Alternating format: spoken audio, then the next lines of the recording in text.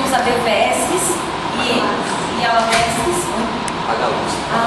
Então nós temos a BVS e a Lavesques. Então em 2003, o Dr. Rodrigo Rabelo criou a BVS, que é a Academia Brasileira de Medicina Intensiva Veterinária. E em 2007 foi fundada a Lavesques, que é a Sociedade Latino-Americana de Medicina Veterinária Intensiva. Hoje tem crescido bastante, nós já temos aí 10 países participando dessa sociedade.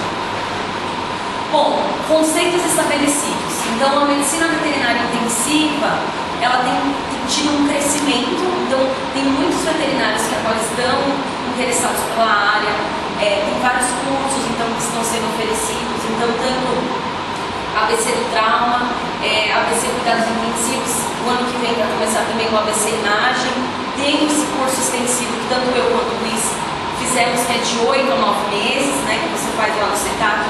Então são vários módulos de medicina intensiva, e tem a pós-graduação, que é o que o Dr. Luiz faz também, que é só pós de medicina intensiva. Bom, o conceito principal que nós temos que ter na nossa cabeça: paciente grave. Qual é o paciente grave? Então, o paciente grave é aquele que tem risco de morte, né, que tem risco de descompensação, ou aquele que se apresenta fisiologicamente instável. Então, é aquele paciente que ele precisa de uma vigilância constante, de acordo com a evolução da doença. De acordo com a evolução, nós vamos ver o tratamento que vai ser dado. Qual que é o papel do clínico diante desse paciente grave? Então, sempre reconhecer precocemente. Muitas vezes o paciente que chega para a gente que está descompensado, o organismo já vem tentando compensar um tempo. Então, na verdade, sempre o organismo tenta ir compensando, chega no momento que ele não consegue mais, descompensa e entra em choque. O papel também do clínico é abordar segundo o ABC, que mais para frente nós vamos falar, reanimar baseados em metas e principalmente otimizar processos. Então, sempre a padronização de medicamentos, instituir protocolos para que a gente possa ter uma decisão boa em relação ao nosso paciente. E cuidados intensivos. Bom, a introdução. Nós temos que fazer uma avaliação inicial. Então, desde a preparação, a triagem. Então, nós vamos fazer a triagem, como o Dr. Jorge estava comentando, sobre a classificação desse doente de acordo com a gravidade do quadro. Então, nós vamos classificá-lo em classe 1, 2, 3 e 4, que eu também vou falar mais para frente.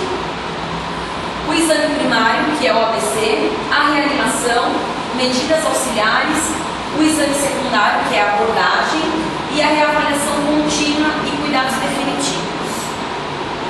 Bom, as fases do atendimento. Então, nós temos o atendimento pré-hospitalar, que é aquele atendimento que na verdade é feito ou em pet shop, em pequenos consultórios, em ambulatórios. É necessário ter um bom entrosamento, entre o veterinário que está encaminhando e o veterinário que está recebendo. Então sempre é bom passar o máximo de informação para a gente que está recebendo. Então, se possível, ligar com as informações claras sobre o quadro, fazer cartilha de encaminhamento, porque para a gente é interessante mesmo saber todos os medicamentos que foram aplicados, para não ter interação medicamentosa, o que foi feito, como o animal se apresentava. Todos esses dados são importantes para o serviço de referência que está recebendo o paciente. Então, essa notificação precoce. Logo no pré-hospitalar, no atendimento, nesse atendimento pré-hospitalar, o veterinário que está no pet shop, que está nesses pequenos consultórios, já tem que fazer o ABC, né, para fazer com que o animal aí sobreviva até o local que vai ser hospitalizado, fazer a imobilização se necessário e o transporte imediato. O ideal é abreviar a permanência no local. Então, na verdade, fazer esse CAPUM, que também mais pra frente eu vou falar, que é uma anamnese objetiva, que nós temos como fazer logo no atendimento pré-hospitalar e encaminhar convertências. E aí sim, vai ter um atendimento intra-hospitalar. Bom, no atendimento pré-hospitalar, então sempre é necessário verificar sinais e a consciência. Então, sempre ver, ouvir e sentir, né? Se possível, eu sei que é difícil, né, não é em todo lugar que tem, mas se fosse possível fazer o eletrocardiograma, né, eu sei que não é em todo lugar que dá, mas de repente você tem como fazer pelo menos um traçado. Verificar a escala VDN, que eu também vou falar mais pra frente, mas se o paciente estiver menos que alerta, você também já tenta encaminhar. Observar a frequência respiratória, se estiver maior que 30 ou menor que 10. A pressão sistólica, menor que 100. Então, é muito interessante, mesmo em pequenos consultórios, ter a possibilidade, de repente, de ter um Doppler, né? O Doppler aí não está tão caro, de repente a gente consegue juntar e, mesmo em pequenos consultórios, ter esse Doppler para conseguir a pressão sistólica. O tempo de enchimento jugular, então você vai fazer uma compressão aqui à base da jugular e você vê se enche, então vê se enche até 2 segundos. Se ele está maior que 2 segundos, o delta T também, que eu vou explicar para frente, se estiver maior que 6, o lactato em cães maior que 3,2 e se o paciente é menor que 3 kg ou maior que 8 anos. Na verdade, lá no curso a gente sempre fala, na verdade, daquele paciente que é o paciente 333, que é aquele paciente que é super preocupante, que é o paciente menos de 3 quilos, menos de 3 meses e menos de 3 microcosmos. Então é aquele paciente que é o paciente grave, que nós precisamos realmente abordar o mais rápido possível. Bom, no atendimento pré-hospitalar nós já verificamos então esses parâmetros. Isso vocês mesmos podem fazer, sei que de repente não tem todos os parâmetros, mas mais ou menos alguns aí a gente já consegue avaliar.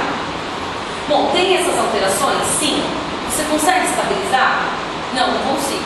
Então, encaminhar para o centro de trauma e avisar. Bom, não tem essas alterações. Então, se não tem, avaliar as repercussões hemodinâmicas.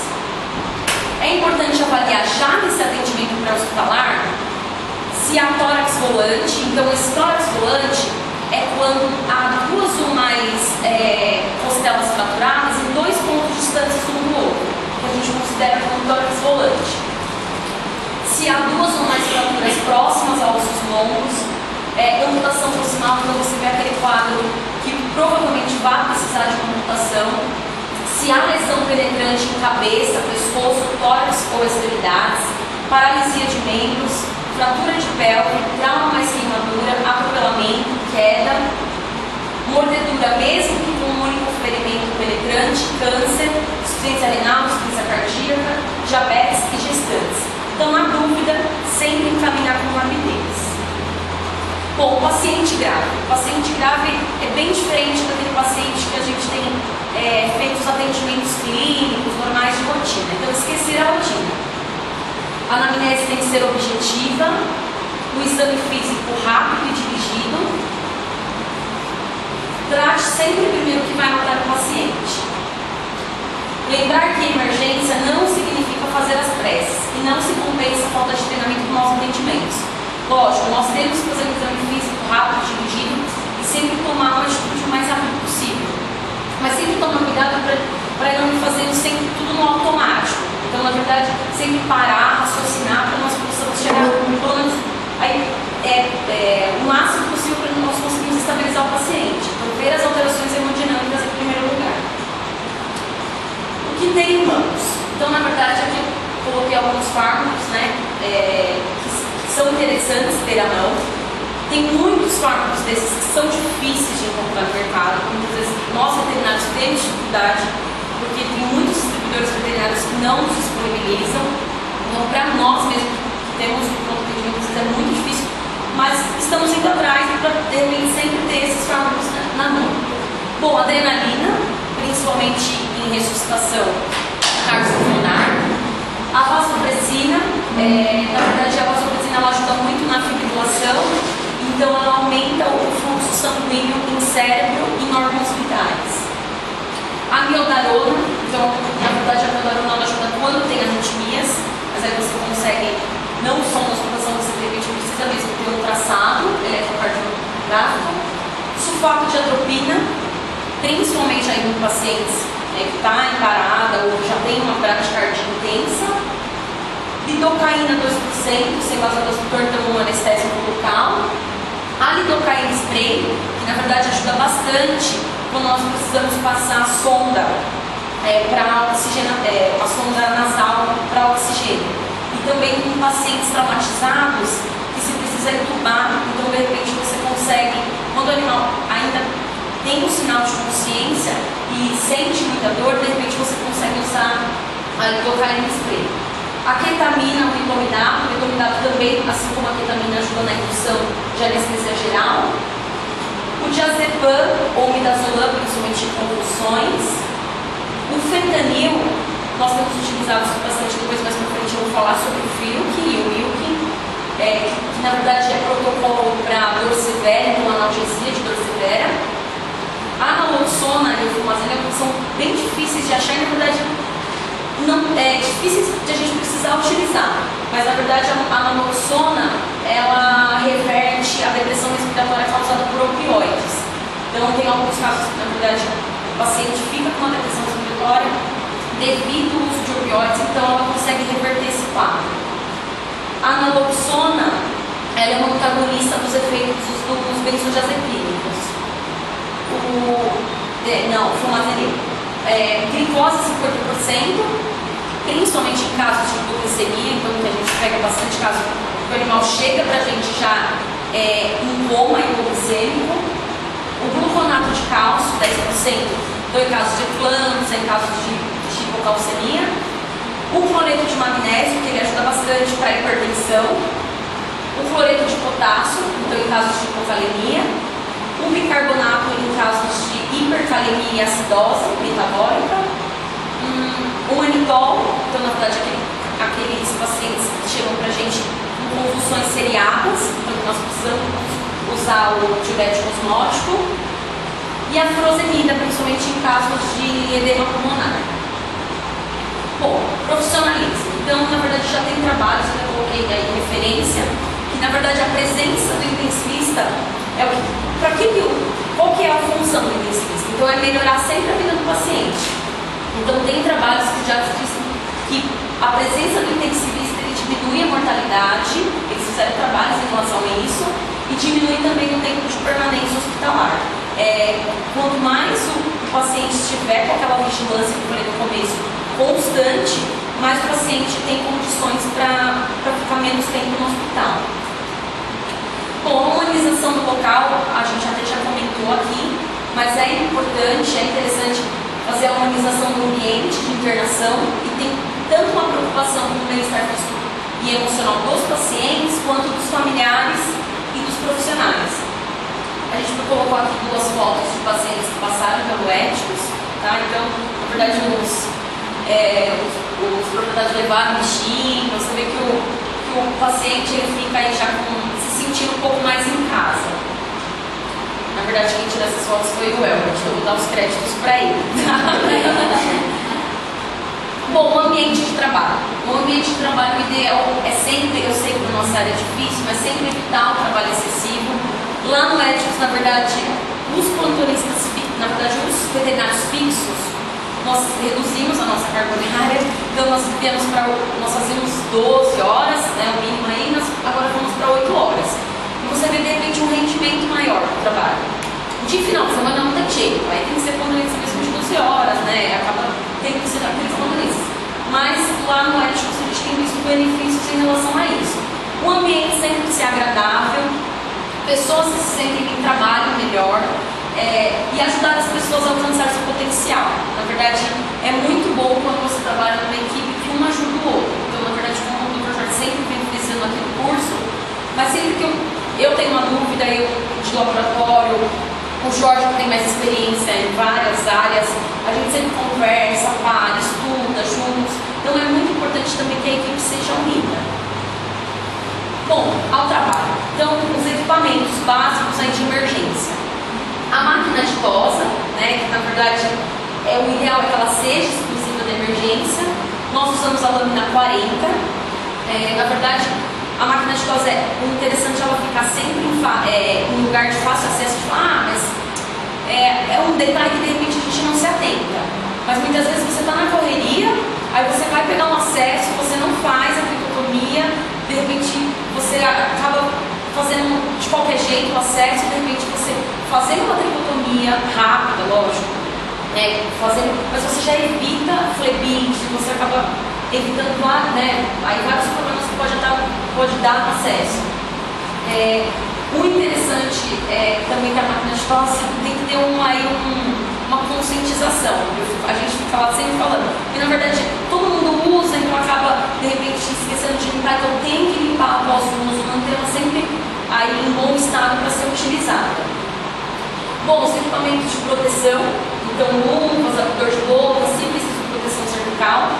No caso que você não tem um abridor de boca no momento, você pode usar até aquelas tampas de agulha ou pedir para o auxiliar abrir a boca, que não é muito indicado em alguns casos, né? Também mais pra frente eu vou falar, mas pode, de repente, na hora de você abrir a boca, com a mão, se tiver um corpo estranho, você pode jogar para a traqueia. Então, o ideal, na verdade, é o abridor de boca mesmo ou a tampa de agulha. O aquecimento, que é muito importante, porque a maioria dos pacientes graves que chegam para a gente estão hipotérmicos. Então nós temos a toalha mais o secador, que na verdade a gente faz uma tenda e vai colocando o secador embaixo, tomando cuidado para não aquecer demais ou realmente fazer com que o paciente tenha queimaduras.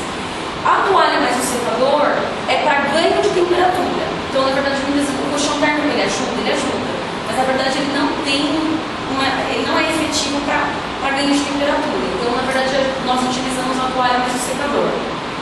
E o colchão térmico também nós utilizamos para manutenção da temperatura. Também sempre tomar cuidado para evitar queimaduras. Então sempre trocar decúbito, ver como está o paciente. O ideal, muitas vezes nós achamos que o ideal é fazer com que o paciente fique com a temperatura normal logo. Na verdade, não é o ideal. O ideal é que ganhe 1 grau por hora. Então, que vai ganhando aos poucos para não confundir o sistema corporal. Nós temos algumas outras opções para aquecimento, que seria enema aquecido e fluido aquecido também, que dá para se utilizar para ajudar no ganho de temperatura. Mas tem material para aspiração, então nós temos o aspirador cirúrgico, ou se pode utilizar, até que você compre em lojas de resgate, pistola de sucção ou pera de sucção. Para gatos, é muito bom você ter um aspirador cirúrgico, porque na verdade, se você faz a limpeza com gaze, a via aérea do gato ela é muito reativa. Então, se você começa a limpar com gás a via aérea do gato, você pode estimular a produção de saliva e cada vez mais piorar para a intubação, enfim, para tudo isso. Bom, o oxigênio, então nós temos as opções do concentrador de oxigênio e do cilindro de oxigênio. O concentrador de oxigênio é uma boa opção, mesmo não tem o oxigênio a 100%, mas é muito bom. Na verdade, lá a gente também utiliza, porque você não precisa ficar com o paciente com a máscara, você consegue colocar aqui também, vou colocar a câmera para vocês mais para frente para ver como que é. A única coisa do concentrador de oxigênio é quando acaba a força, que aí você não consegue utilizar, né? Bom, o laringoscópio, então é muito importante para você fazer a inspeção das vias aéreas. Angu com bolsa de oxigênio. Então, na verdade, o angu, o melhor é que seja de silicone. Tem vários materiais, tem angu de vários materiais. Mas o de silicone, ele permite que o ar entre em menor quantidade. Então, ele é o ideal para pacientes pequenos. E os traqueotubos, né? Então, na verdade, os traqueotubos, o ideal é que eles sempre estejam testados e limpos. Então, sempre tem um jogo reserva e também tem várias numerações. E o estetoscópio, né? O estetoscópio nós temos aí várias marcas, mas além da marca, na verdade, o que é mais importante é treinar a equipe para auscultar sons cardíacos e sons pulmonares. Bom, para medir mensurar a pressão arterial, na verdade nós temos no mercado os principais, o Doppler e o PET-MAP. Na verdade, tem alguns veterinários que gostam do PET-MAP, mas o PET-MAP ele oscila bastante, então se o paciente está agitado, principalmente, então ele é muito bom quando o paciente está anestesiado. O Doppler, ele é mais fidedigno, mas muitas vezes você consegue pegar mais a pressão sistólica, às vezes você não consegue identificar a pressão diastólica, mas ainda assim ele é mais fidedigno. Temos um desfibrilador, então na verdade o desfibrilador agora em lugares 24 horas já é obrigatório, né? Nós temos lá desde o início, mas na verdade muitas vezes o uso do desfibrilador ele acaba sendo banalizado. Muitas vezes está em parada, nós vamos desfibrilando, a gente vai conseguir um bom resultado. Mas na verdade nós conseguimos um bom resultado quando o paciente está mesmo em fibrilação. Então, se o paciente estiver na sistolia e você desfibrila, você só está empurrando ele mais para a morte. Não tem como você ter um benefício do desfibrilador em relação a isso. Para você ter certeza que o paciente está fibrilando, apesar de nós estamos aí um pouquinho de experiência em parada, muitas vezes nós conseguimos identificar, mas você só tem certeza com um ultrassom eletrocardiográfico. Nós temos os termômetros, então na verdade o retal, que é o normal, que nós estamos acostumados, e o de superfície, que o ideal é aquele que tem laser, né? Nós temos um lá e eu também vou falar para mensurar o delta T. E temos o point of care, que seria o lactímetro, então para medir o lactato, e para medir a glicemia, ou para medir a glicemia. Lembrando que tem muitos pacientes que chegam para a gente traumatizados. Então chegam para a gente e nós vamos mensurar a glicemia. Em cães traumatizados nós podemos fazer 180 de glicemia. Em gatos nós já pegamos 250, até pelo também nível de estresse. E isso não quer dizer que o animal está com uma hiperglicemia por diabetes. Na verdade, começa a aumentar a glicemia pelo próprio trauma, o estresse envolvido. E lembrando que gatos, muitas vezes, eles só começam a ter glicosúria, então eliminar glicose na urina a partir de 250. Então antes disso não tem a glicosúria. Bom, o lactato. O lactato ele é produzido sob condições anaeróbicas, então quanto menor o oxigênio, maior o lactato, né? mais ainda pode ter um aumento desse lactato. Seu valor é prognóstico na sobrevivência, ele é um marcador de microcirculação, então um lactato normal para cães é menor que 3,2, até menos que 3,2 é normal, menos que 2,5 para gatos. Só não é mais precoce que a saturação venosa central de oxigênio. A saturação venosa você só consegue ter se você estiver com o catéter central. Na verdade é mais em casos de intensiva mesmo, de UTI, que não é, por enquanto, né, na verdade não é o nosso caso, mas você consegue mensurar só quando tem realmente o catéter central. O equipamento, o lactímetro é portátil, você tem um resultado aí em 1 minuto. Bom, lactato versus a glicemia. Muitas vezes nós mensuramos o lactato, achamos que vamos mensurar o lactato, só que nós não temos a mensuração da glicemia. Então, na verdade, o ideal é sempre fazer o lactato e fazer a glicemia antes. Por quê? Porque se nós temos hipoglicemia, na verdade você não tem glicose suficiente para a formação de lactato. Então você vai ter de repente um lactato baixo e é um lactato falso. Na verdade você não tem ainda glicose suficiente para a formação desse lactato. Então, quais são os fatores que podem influenciar essa mensuração? A hipoglicemia, a hipotermia, que na verdade eu estava até conversando com o Rabelo no último módulo, que na verdade a maioria dos nossos pacientes chegam para a gente hipotérmicos. Então, em questão da confiabilidade do lactato. Mas tem alguns pacientes que estão tão hipotérmicos que você faz um lactato que você não consegue uma mensuração ideal. E pacientes anestesiados. Quais são as médias do lactato? Então, em trauma, a redução de 63% entre o início e o fim do ABC. Tem um trabalho até que foi mostrado lá no curso, que se você consegue essa redução de 63%, em casos de trauma, você tem uma chance de 88% de sobrevivência. A sepse, então, o ideal seria a diminuição de 10% em 6 horas. E em pacientes em geral, a diminuição de 20% em 2 horas. E mantendo esse nível pelo menos por 8 horas em pacientes admitidos na hospitalização. Aí depois que você estabiliza, então, de repente, nesse primeiro momento, se o paciente fica muitos dias internado, o ideal é que pelo menos faça a cada 24 horas. Bom, o delta T. Então, na verdade, o delta T tem referência sobre o delta T desde Hipócrates, então 400 anos antes de Cristo. É uma monitorização baseada em resposta orgânica precoce.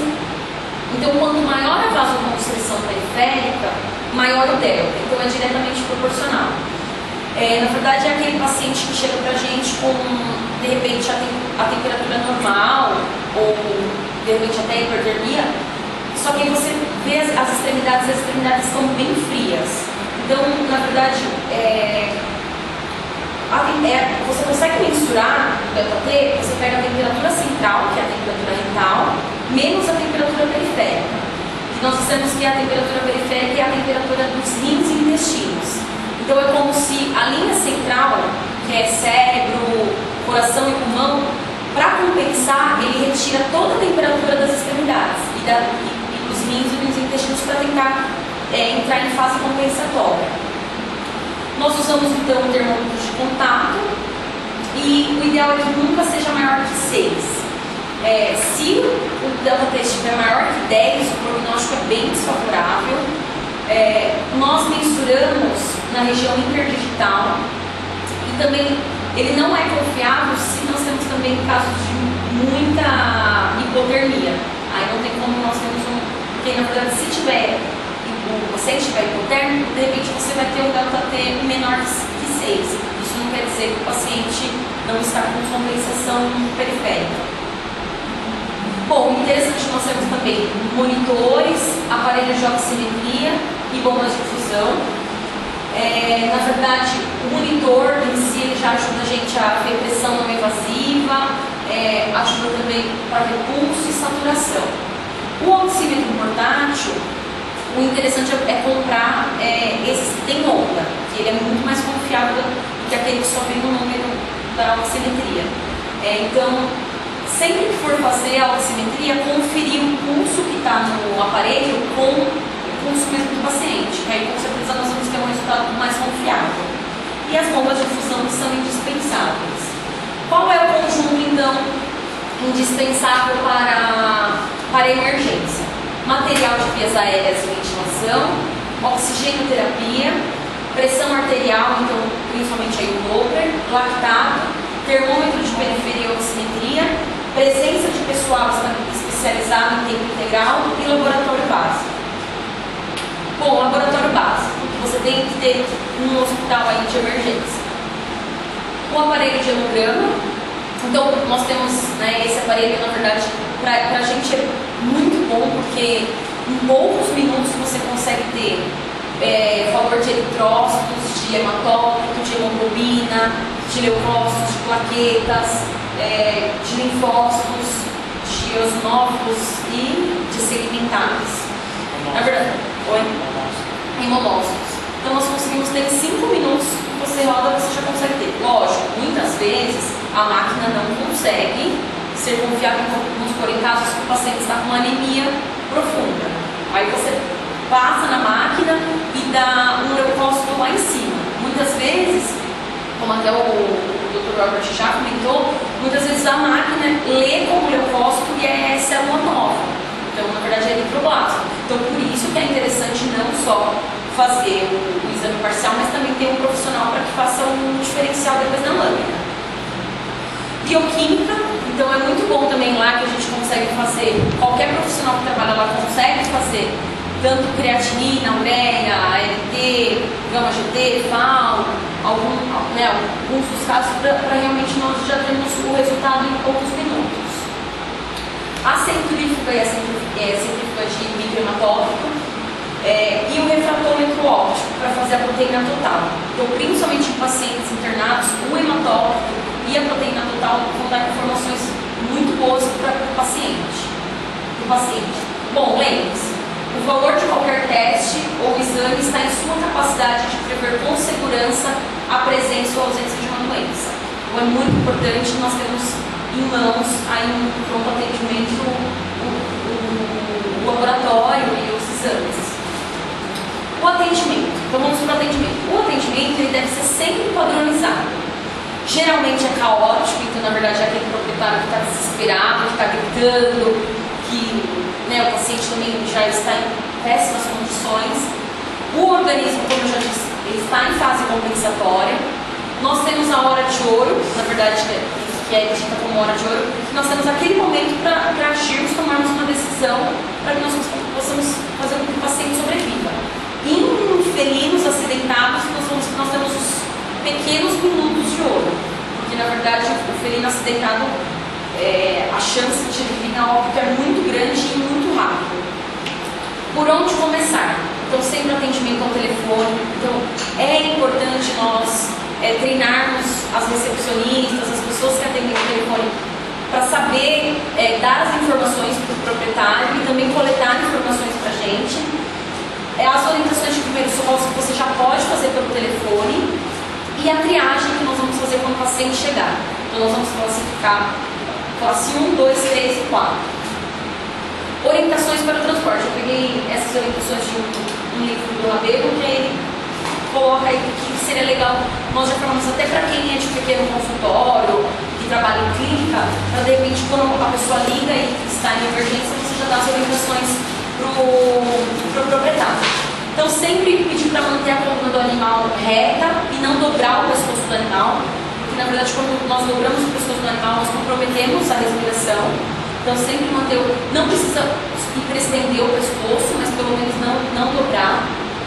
Evitar que ele se mova bruscamente. Se ele não estiver respirando, estirar a língua para fora. Mantenha-o deitado do lado direito com o pescoço reto e começar a massagear o peito cerca de 100 vezes por minuto. Sempre no centro do peito, com calma e sem parar até chegar aqui. Não realizar a respiração boca a boca, porque na verdade você realizando a respiração boca a boca, você está jogando, não adianta nada, porque você está jogando gás carbônico também. Então não vai ser benéfico. E não parar de massagear nunca. Se tiver tempo de passar todas essas orientações, sempre falar também para a pessoa que está tentando massagear, fazer com que os punhos estejam assim dobrados, só que o cotovelo reto. Na verdade, quando você está fazendo a massagem, você evita o esforço, então evita que a pressão intratorácica pode estar aumentada. Então, se você começa a jogar todo o esforço no corpo, você pode complicar também. Então, volta para mim. Caso haja algum sangramento ou ferida, cobrir com uma gaze ou uma fralda, pano ou roupa limpos. Eu sei que muitas vezes o proprietário não vai ter isso em mãos, principalmente em tecidos com soro fisiológico, mas nós temos que passar o que seria o ideal. Caso esteja sangrando, fazer pressão com a mão sobre o local por pelo menos 4 minutos. Se o proprietário tiver a possibilidade de colocar vários panos, melhor ainda. Porque na verdade, às vezes você coloca só um pano, começa a formar coágulo, quando você vai tirar o pano, começa a estimular ainda mais o sangramento. Se houve intoxicação, jamais oferecer leite ou água, então sempre orientar o proprietário a nunca fazer nada caseiro. O ideal seria oferecer carvão ativado, mas dificilmente você vai encontrar um proprietário que tenha. E somente se o animal estiver completamente acordado e puder deglutir sem risco de aspiração. Se possível, trazer o animal sempre enrolado em um cobertor ou toalha grandes. Cuidado com a cabeça e evite manipular para que ele não sinta dor e tente morder.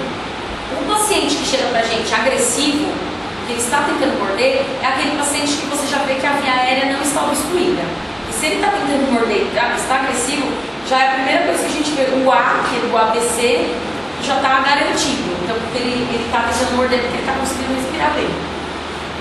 Anamnese, que é o capum, na verdade, o Rabelo coloca como capum para lembrar, para ficar uma coisa, capum, e você já lembrar, associar as primeiras letras. Então, o capum você vai ver a cena do trauma, do acontecido, se há alguma alergia a alguma substância. Então, na verdade, esses dias eu peguei um paciente que ele tinha alergia à amoxicilina com clavulanato. E eu perguntei, e na verdade seria o protocolo proposto. Então, ainda bem que eu perguntei e aí ele falou, olha, ela tem alergia à amoxicilina, e era esse antibiótico que nós usaríamos. Então, ainda bem que a gente perguntou, senão de repente a gente poderia ter complicação. Passado do paciente ou se aprenhece, última refeição e medicações em uso.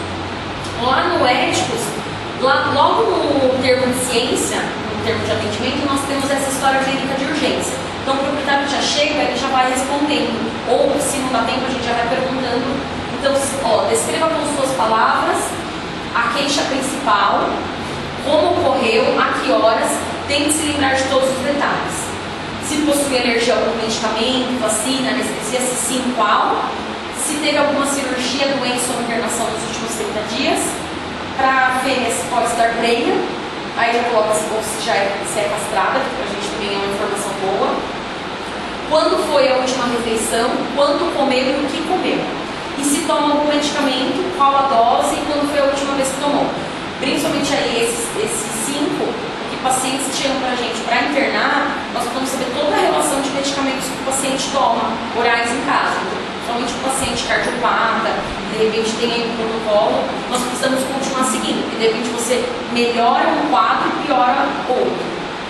A triagem. Então a triagem é a classificação de doentes segundo o tratamento necessário, recursos e gravidade.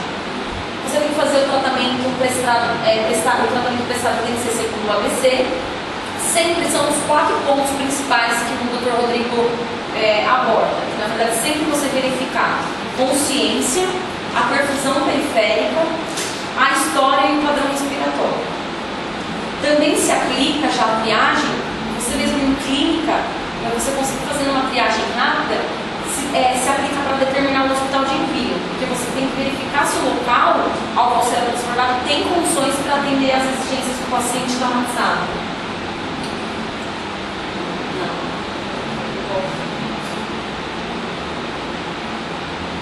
Pode isso.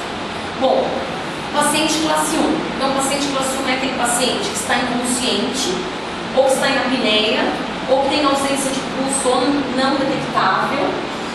É aquele paciente que está muito hipotérmico, que tem hidríase, que tem ausência de choque cardíaco ou não detectável, e é aquele paciente que é sempre prioridade. Porque, na verdade, ele já precisa ser encaminhado diretamente à ressuscitação cardiopulmonar. Então, é necessário já entubar. Se, muitas vezes nós não conseguimos, mas se tiver a possibilidade de logo que for encaminhado para a ressuscitação, já colocar os eletrodos para fazer o traçado, para nós sabermos identificar se está em assistolia, se está em fibrilação, se tem taquicardia ventricular. Então, esse paciente classe 1 é aquele paciente que está por um fio. É o classe 2, então é aquele paciente que você tem de 5 a 20 minutos para tomar uma atitude. Então é aquele paciente que ventila mal, então aquele que está com a boca aberta, que está com o pescoço esticado, que é aquela posição ortopneica, que não fica de pé, que tem uma história pouco definida, que tem dispneia, que pode ser inspiratória, expiratória ou mista, e que a atenção deve ser dada no máximo em 20 minutos. Então ele tem restrição ou falha respiratória e ou ventilatória, e tem é aquele paciente que tem também uma prioridade total sobre a questão hemodinâmica. O classe 3, então na verdade é aquele paciente, que na verdade o classe 2, muitas vezes o proprietário chega pra gente, tá respirando mal. Mas o proprietário, às vezes o paciente está respirando mal já faz um tempão. Mas como não tem sangramento ativo, aquilo que o bolo vem, então ele não fica tão preocupado, né? Então, na verdade, por isso que ele tem prioridade total sobre a questão hemodinâmica. Já o classe 3 é aquele paciente que você tem até 6 horas para você tomar uma atitude. Então, é aquele que o dono vê. Então, você sempre tem que verificar a estabilidade cardiovascular. Tem pacientes que chegam estáveis, já tem outros que não. Estabilidade respiratória, normalmente é trauma, que é aquele paciente que chega politraumatizado. As lesões são aparentes, então você tem a atenção até 6 horas. Você tem que corrigir as alterações respiratórias o mais rápido possível. Os ferimentos leves podem aguardar. Então, muitas vezes o proprietário chega pra gente falando: nossa, mas tá com essa ferida. Então, na verdade, quando você vai avaliar um ferimento leve.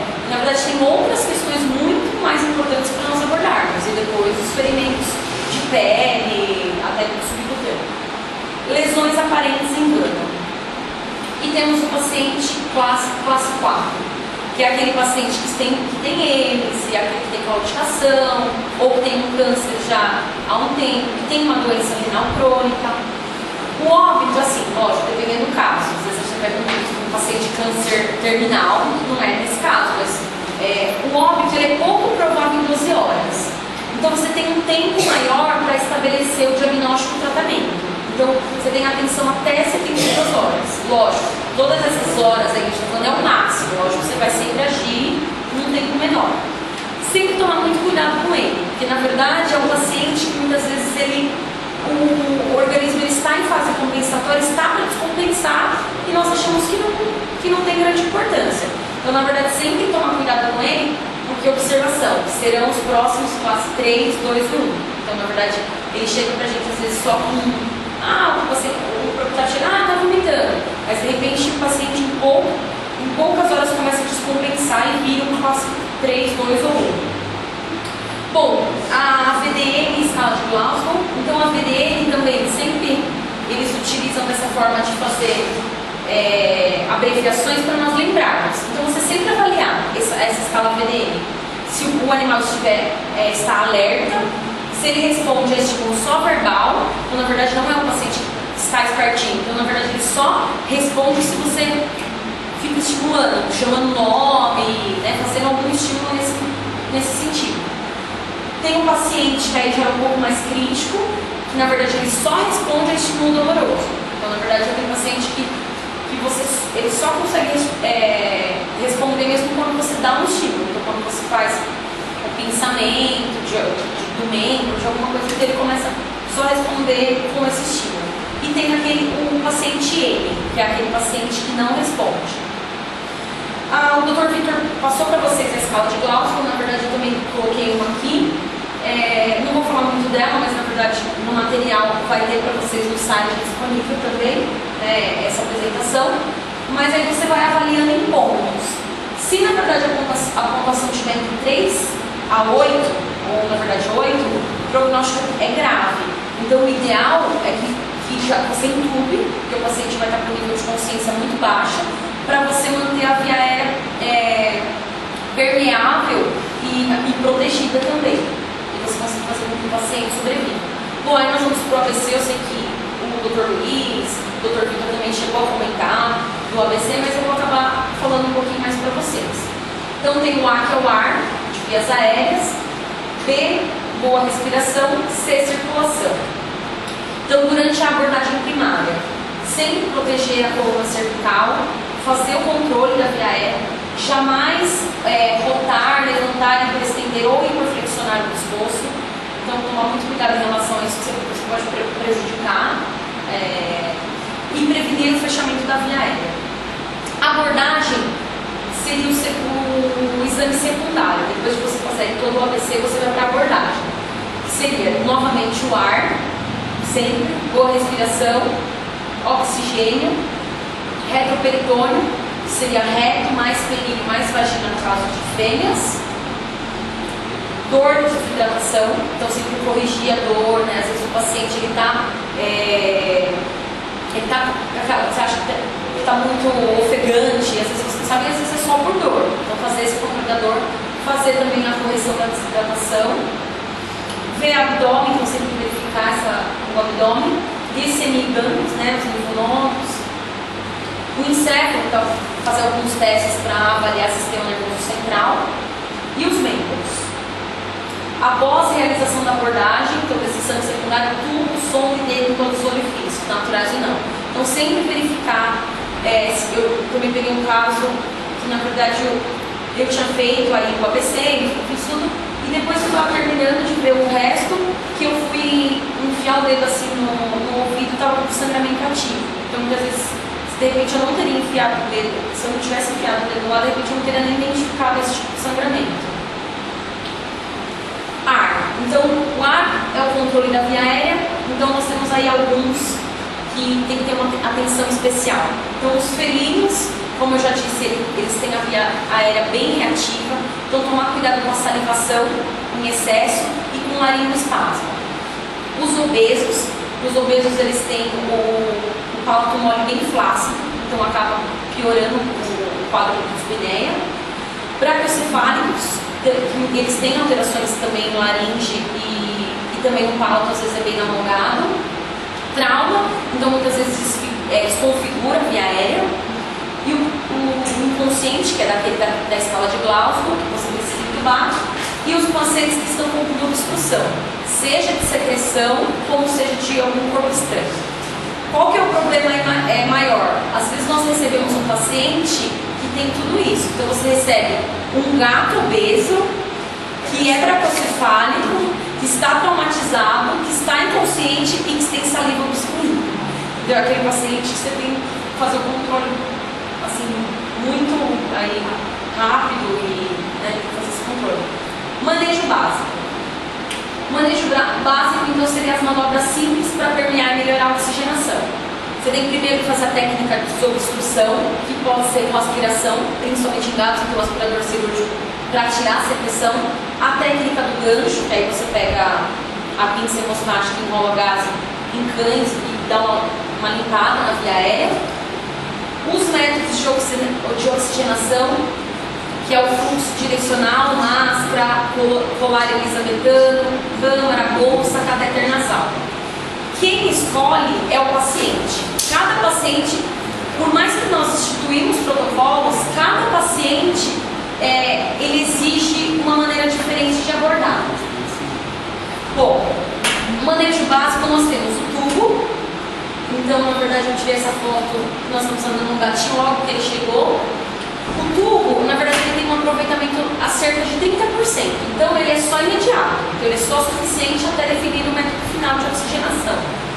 Você coloca o fluxo máximo aceito e você coloca o máximo de 3 centímetros na narina. Você coloca aí o tubinho para pelo menos oxigenar por enquanto, na verdade, só para depois definirmos.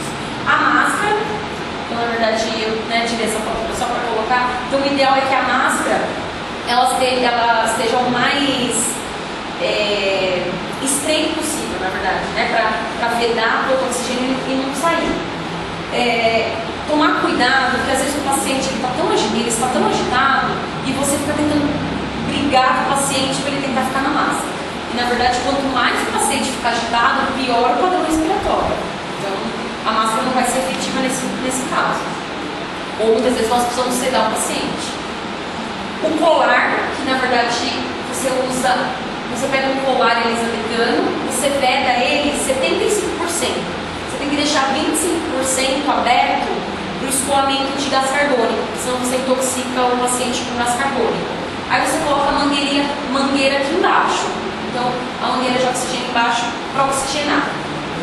Então, o fluxo inicial tem que ser alto até você estabilizar o oxigênio. Tem que ter essa saída, como eu disse, para gás carbônico. E o ideal é que você vede com material transparente esse filme. E se às vezes você vede com um material que seja branco e o paciente ele não consegue enxergar, ele começa a ficar muito agitado e aí também piora o quadro respiratório.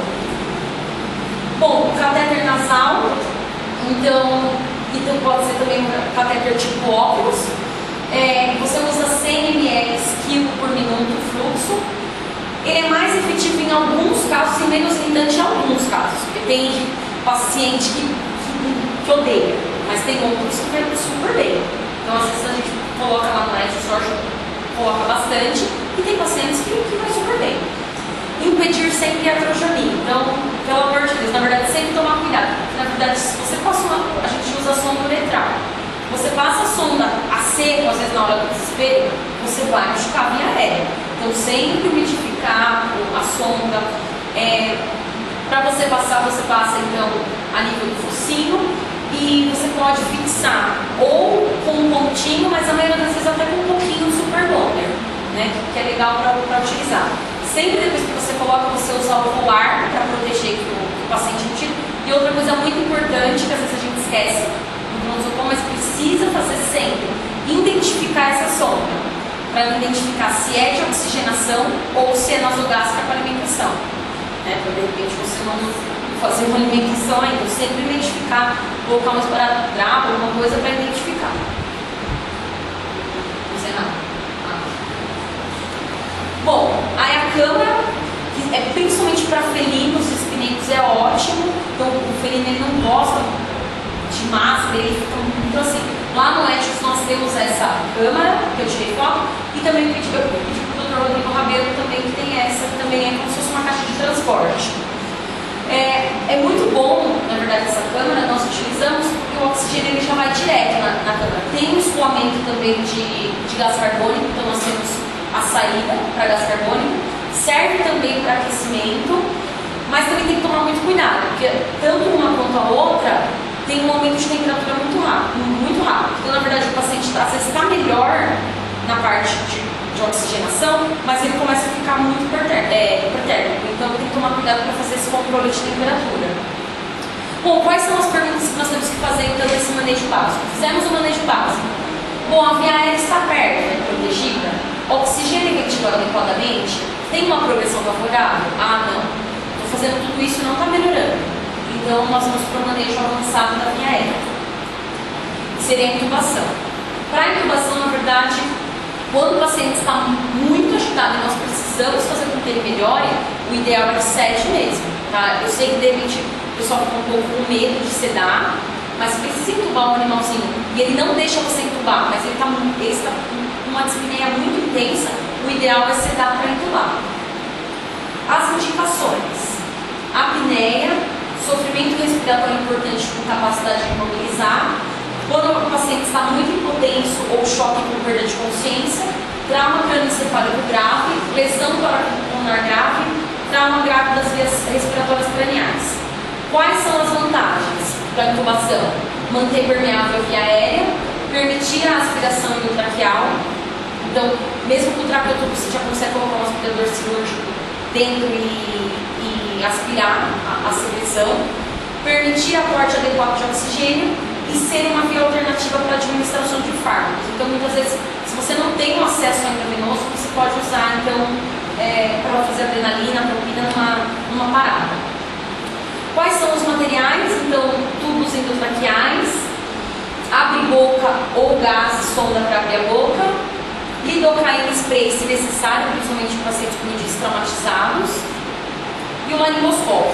Então, no laringoscópio sempre é bom utilizá-lo para inspecionar a via aérea.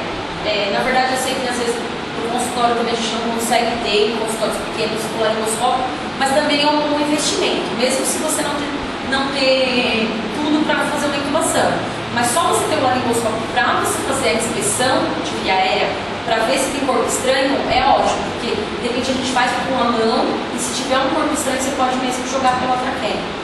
Só como uma coisa da Larissa, duas coisas. A aspiração, gente, como é que se faz a aspiração endotraqueal? Você pega um aspirador, ele é grosso, né? É fácil, precisa dar uma sonda número 12, por exemplo, corta um pouquinho, né? Sonda número 12, né? Ou pode puxar o fluxo que tem na sonda lateral, ela tem as saídas laterais, você só adapta o sugador e vai buscar, você entra dentro do tubo para buscar a secreção lá embaixo. Né? Ela corre muito facilmente, na maioria dos tubos, mesmo os menores, ela corre facilmente. Tá? E segundo, lidocaína. Se você não tem spray, gente, a lidocaína, que a gente tem 2%, top, ela também joga um pouco de lidocaína, passa lá no passado, a sonda nasal, né, aquela tubo para fazer a respiração, molha a lidocaína, e bebe a lidocaína e passa, né? Ou joga um pouco de lidocaína antes, tá? Se você não tiver na hora. Tá? Eu deixei umas sondas lá específicas para endotraqueal. Vocês viram lá? Eu deixei para vocês umas sondas específicas para puxar ali. Tem umas sondas especiais também.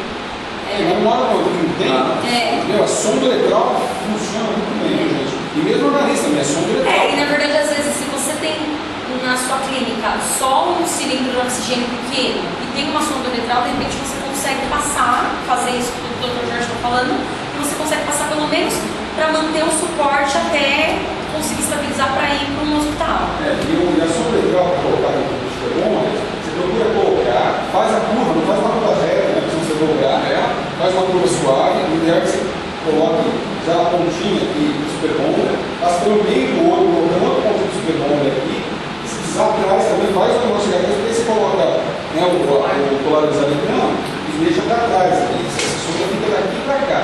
Tá? E é lógico, mesmo você colando, ainda o óleo ele pode puxar, né? A sonda pode sair, você fica atento. Medir a sonda, né? É importante. Medir a sonda, sempre, para não fazer uma sonda muito grande.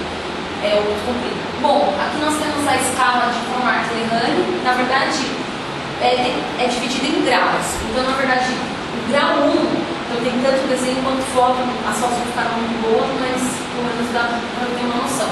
Na verdade, o 1 é quando você vai intubar e você consegue identificar a traqueia e aonde você tem que intubar.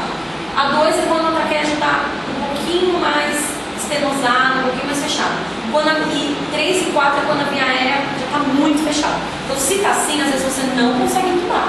Você pode aspirar, só que você não está vendo. Então, você vai partir para o manejo cirúrgico, que eu vou mostrar para vocês. Aqui, na verdade, o Dr. Leandro Fadel, lá do curso, ele me disponibilizou essas figuras. Na verdade, é só para vocês verem como o raio-x e como nós entubamos. Então, na verdade, nós entubamos dessa maneira, com o trato-tubo dessa forma. E lá no curso, eles dão a dica de depois que você entubou, você rodar o trato-tubo para ficar na mesma posição que a anatomia da traqueia. Então, na verdade, o oxigênio ele vai muito melhor desse jeito.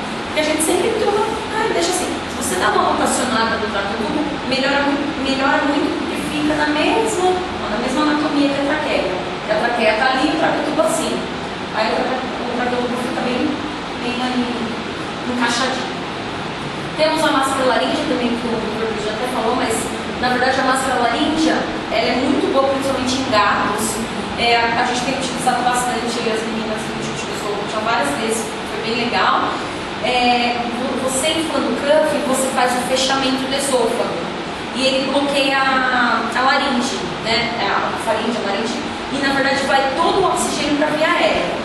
Você não pode utilizar só em processos obstrutivos e em edema de glote, também não tem como você utilizar, mas de resto ele é bacana para utilizar a máscara.